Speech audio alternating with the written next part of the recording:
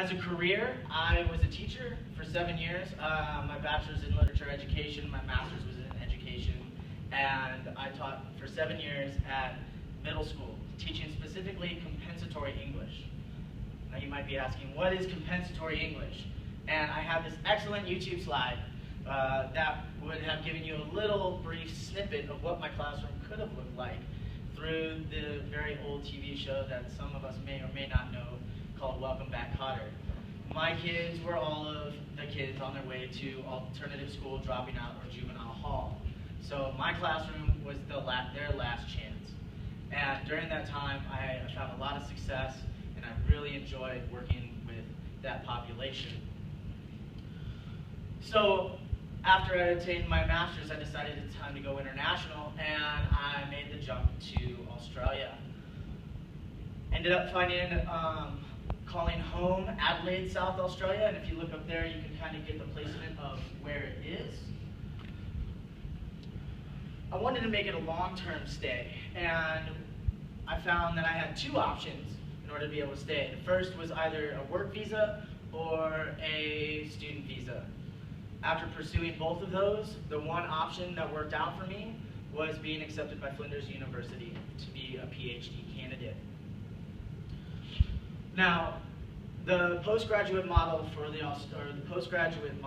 Australia is separate, or is different from the U.S. model, and so I found that I had some particular avenues that I had to go through that created some interesting opportunities for me, and so I had to develop a research topic right away. And what made sense to me was that my work experience was with at-risk youth, and so I knew that whatever I would be doing would have to do something with at-risk youth. While I was waiting in Australia to find out which one of my visas would go through, I was introduced to an organization that practiced bush adventure therapy. And this organization was called Operation Flinders. Operation Flinders is based out of Adelaide, South Australia. It's a non-profit organization that's been working for about 25 years. What Operation Flinders does is takes teams of 10 kids from schools around the Adelaide and South Australia area, as well as areas around Australia, such as the AYP lands and Northern Territory, for a 10-day excursion, hiking 80K to 100K. So it's very much an expedition-style process. During this time, the participants, like I said, they hike over various terrains. They camp at separate campsites every night, and they are fully self-sustaining. It's a wonderful opportunity to see some amazing backcountry of Australia that's covered with kangaroos, emus, goats, wedge-tailed eagles, and a number of other wildlife.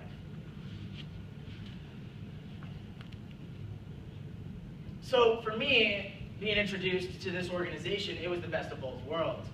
Not only did I get to work with troubled youth, and this picture up here isn't actually troubled youth, these are some of the boys lacrosse team players that I coach while I'm also down in South Australia, but they seem to be befitting enough in their situation. So to be able to work with at-risk youth and be able to be in the outdoor setting. So being introduced to this seemed to me develop a research topic. At-risk youth, yes, this is something, bush adventure therapy, this is something that I want to make happen. So once I found out that I was accepted to Flinders Uni, we started pushing forward. Now I need to make a disclaimer here.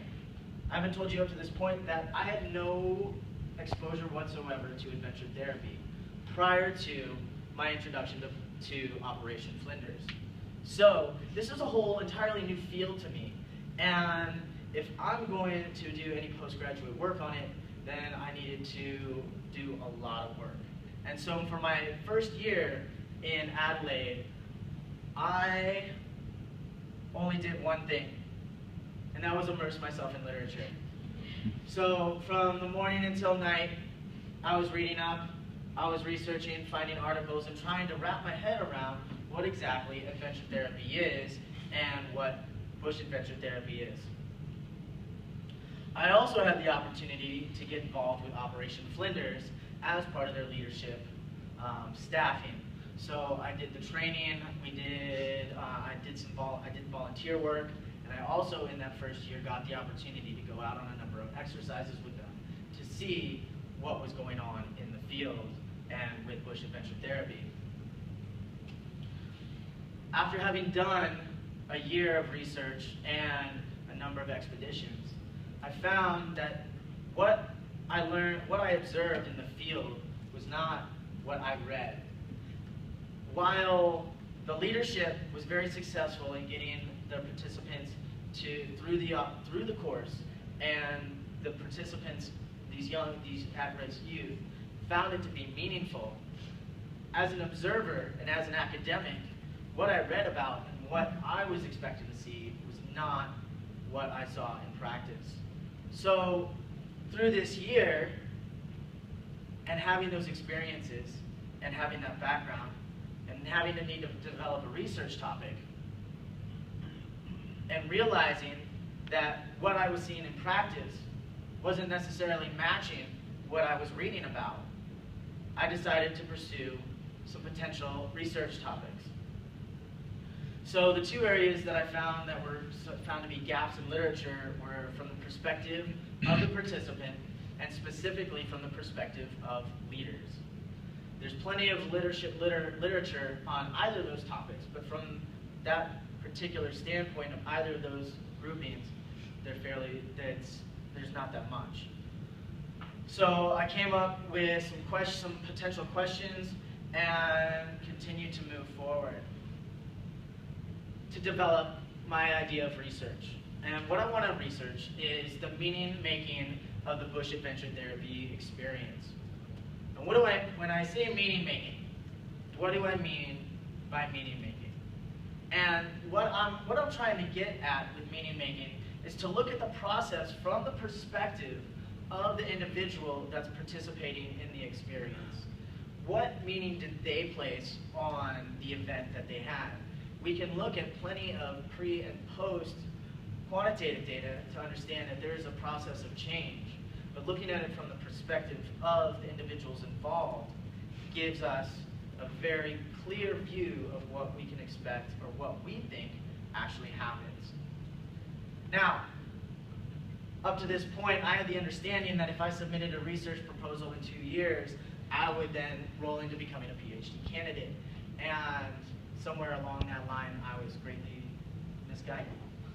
And as a result, after a year of immersing myself in doing all of this background research, I found out in February that I had a year to put together a master's level thesis and submit it by the following February. So with all of this awesomeness that I had going on, I thought that, you know what, I'm going to have to break a piece off, deal with that, and then go back. So for my candidature thesis, I'm going to be looking specifically at the team leaders, be able to get some quick information from them and not have to go through all of the rigmarole that I would if I was working with at-risk youth. And that is ultimately what's going to be my PhD thesis. So long-term goal, the meaning that at-risk participants place on the bush adventure therapy experience. And my short-term PhD candidature is leaders and their leadership style. So I'm currently working with this title, The Life Stories of Bush Adventure Therapy Team Leaders, Leadership Styles within the Operation Flinders Foundation. The research question that I'm working from is, what are the lived experiences that have influenced the development of leadership styles in bush adventure therapy for leaders of Operation Flinders Foundation? So Operation Flinders doesn't employ or doesn't get volunteers of individuals that have specifically outdoor ed or adventure therapy experience. They draw from a huge background of career fields, from former military to former and current police to teachers, accountants, social workers. And so each of these individuals that become team leaders bring with them their own set of ideas and values on what leadership is. And that is what I experienced when I was out in the field. This is how vastly different each individual team leader chose to lead their team while still being successful within the organization's guidelines. So my epistemology is constructivist, and what that is means that the meaning of the world for an individual or for a group comes from interacting and engaging with it. My theoretical framework is symbolic interactionism. Symbolic interactionism comes from the U.S. and it's all about meaning making. And specifically, it's the meaning it states that meaning is created through the process of interpretation of lived experiences for that individual.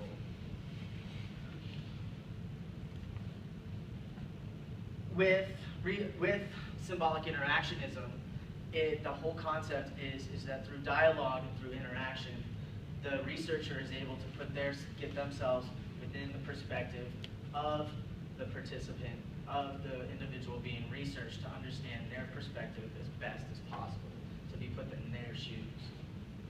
So, in order to do that for me in my research design, I chose edited topical life history. What edited topical life history is edited. It's looking at specific aspects of an individual's life. And it's edited for the needs of my research specifically. I'm not taking their entire story. Topical is that we're looking at very specific aspects of their life. I don't want to find out about what they did in high school at 15 years old. I want to know what went on, what influenced them as to develop their leadership. If a teacher or a coach or somebody like that did, then that would be relevant. Life meaning their current and everything, the life that they're living now, and history being everything that they've lived up to that present day. What I'll be doing in these edited topical life histories is interviewing them for 60 team leaders for 60 minutes. I'll be recording them, and it'll be a semi-structured conversational interview.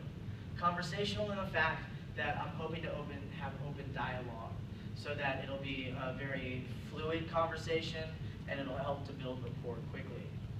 Through these styles of interview, I'm going to be looking at specifically trying to identify leadership style, facilitation, their leadership styles, the facilitation styles, the influences of the leadership that they've developed, and the background of their lives that have helped them to, or that have motivated them to be involved in Bush Adventure Therapy. Through answering these questions, my secondary question, and ultimately what is the hope of working with Operation Flinders, is to identify how these different leadership styles match organizational aims. Because while, as I noticed out in the field, while all of these are very different, they're all very successful in making happen what the organization clearly states on their website. So the significance, what I hope to be able to get out of doing this research is going to be to provide insight into the lived experiences of team leaders, to provide or identify influential leadership models, and to be able to have insight into the development of leadership styles for individuals involved in adventure therapy. I also hope to identify different aspects that are believed to be meaningful for at-risk participants within the Bush Adventure Therapy experience. While administration has certain ideas of what's significant for the participants, and what quantitative data supplies us as what we think as researchers is significant for participants. By looking at the leadership perspective of what was significant within the Bush Adventure Therapy experience will also help us further understand what leadership is trying to provide through adventure therapy. And also, through all of this, I hope to add adventure therapy, to add to the Bush Adventure Therapy's empirical research. as well as leadership and facilitation use in the field. So what does all this bring me to? All of this brings to you, myself, being able to provide to you my perspective as an American to bush adventure therapy, which is practiced in Australia. As many of you may know, within academia, within the literature, it's very heavy with the U.S. influence and North American influence.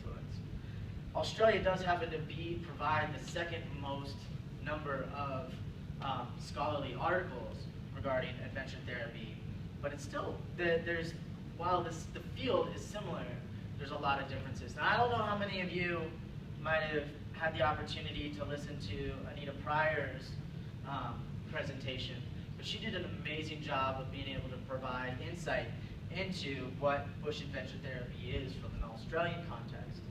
So to add on to that, as an American, I would agree that many of her insight and many of her observations and her statements were very true between the difference of adventure therapy practiced in North America and bush adventure therapy in Australia. The way that I was able to have or at least have the insight that I do for making some of these observations is through my involvement with with Flinders University and the amount of support that they've provided me in being able to go and experience and research and pursue everything that I felt was going to be relevant to my study. By working with Operation Flinders, they've enabled me to embed myself within their organization to find out what it is that they do, how they do it, and be able to be critical of how they do it in order to look at what their process is and help to continue their evolution as an organization. I've also become involved with the Australian Association for Bush Adventure Therapy, which is the national organization for bush adventure therapy within Australia. And by working with this organization as well, it's provided me with amazing contacts and incredible support to be able to provide me what I need to do my research. And so a few of the observations that I have had regarding the differences between adventure therapy in North American context and bush adventure therapy from Australia is the difference in which the mindset is in practicing. Bush adventure therapy even though it's been practicing just as long as in its westernized context, it's practiced just as long as it has in North America and UK. It's retained its grassroots and foundation, where the North American aspect has gone into pushed for frameworks, regulation, and general acceptance into the culture through more of a therapeutic and medical context. So what that causes is that here in the Northern America, from what I understand, again, I'm not going to go all the way back to that slide, but my only exposure is through literature and through this conference. But it seems that within an American context, we in North American context, we are required to stay very much within certain parameters and what's expected and how to get that outcome. Whereas in Australia, programs range from 1 day to a week to 2 weeks, and what the organization does within that is completely up to them. Whether the therapy, it happens with individuals or through the experience, it's done 100% by each individual organization. There's no governing body about practicing over it. And so while it gives bush adventure therapy an amazing freedom to do what it wants, how it wants, it doesn't get the same recognition as adventure therapy does within North America. And so it's a give and take between both of those. Ultimately, what I hope to have from my research, whether it be with my PhD candidature or whether it be with my PhD thesis, and once I'm done with that, is to be able to continue to bridge this community, to continue to connect this international community that we all have, and that what we're building here within this conference. So I hope that I've been able to provide a little bit of insight into my experience, a little bit of more insight into what goes on within bush adventure therapy, and how we can continue to develop our community internationally. Thank you.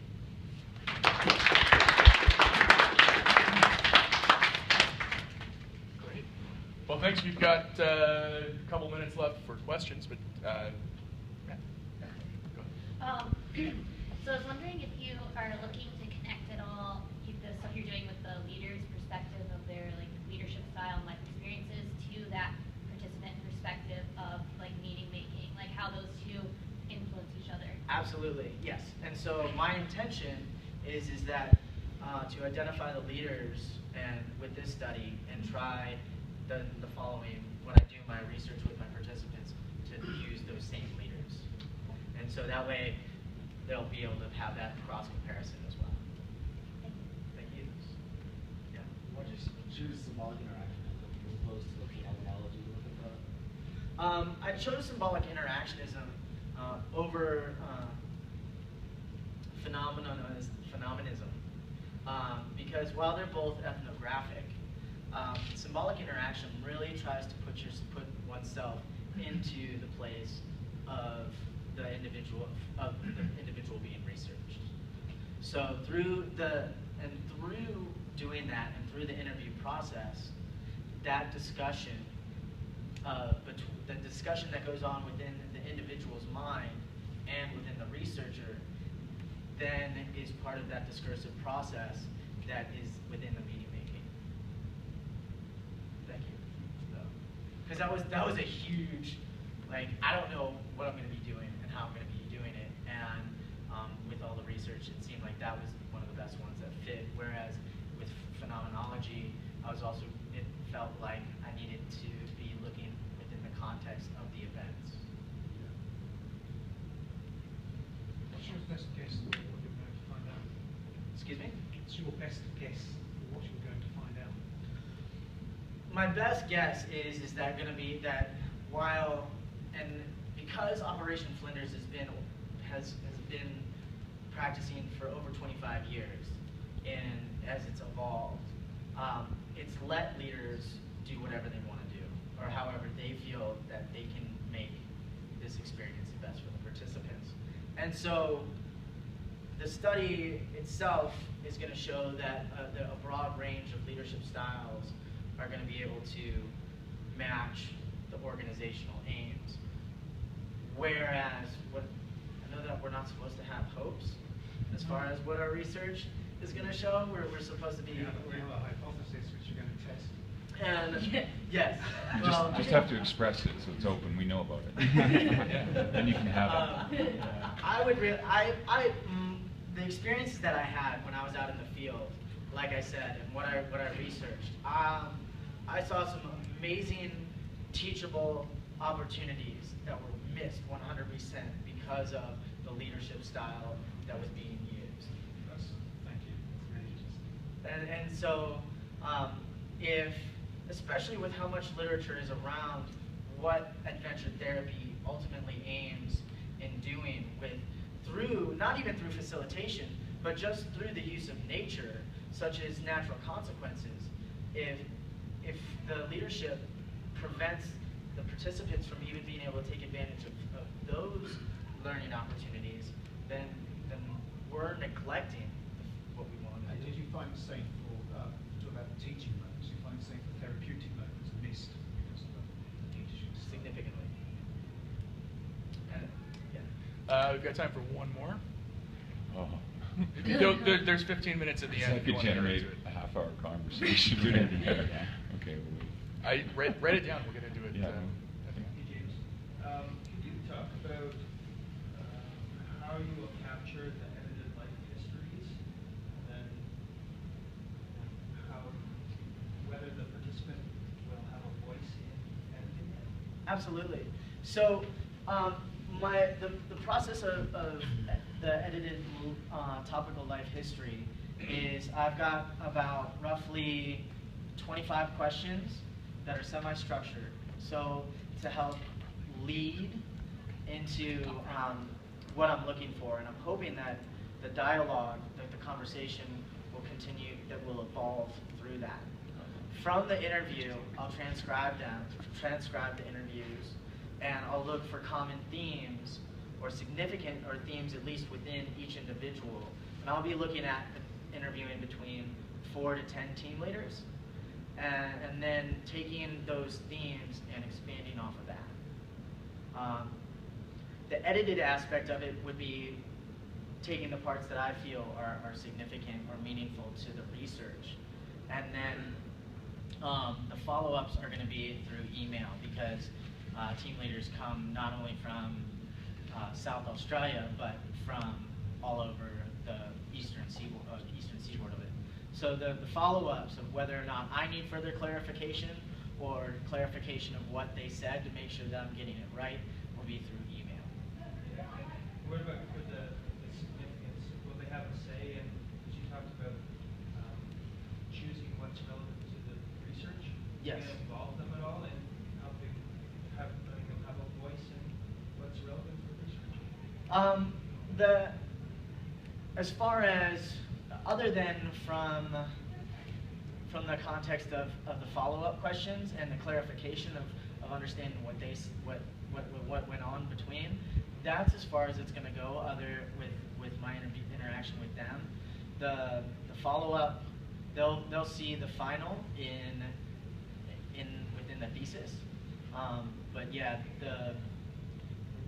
I think if I understand correctly, if you're asking if they'll see what I'm printing before it goes to print, in order to make sure that what they feel is significant is said. Is that correct? Yeah, to make sure they're feeling represented. Right. And it was within my intention that follow-up those follow-up emails would make that happen. But thank you for clarifying that, because that's part of that aspect. Gives me that. Just a quick, you'd mentioned the intensive reading of literature. Yes. And then you said that there was some disconnect between literature and what you experienced in the field. Yes. And when you said it, it seemed like there was a bit of energy around that. Like, what was the disconnect? Can you give us some examples of what you saw as disconnect between the two? For sure. If we have time. They've said they're going to. Okay, so I'll give you one example.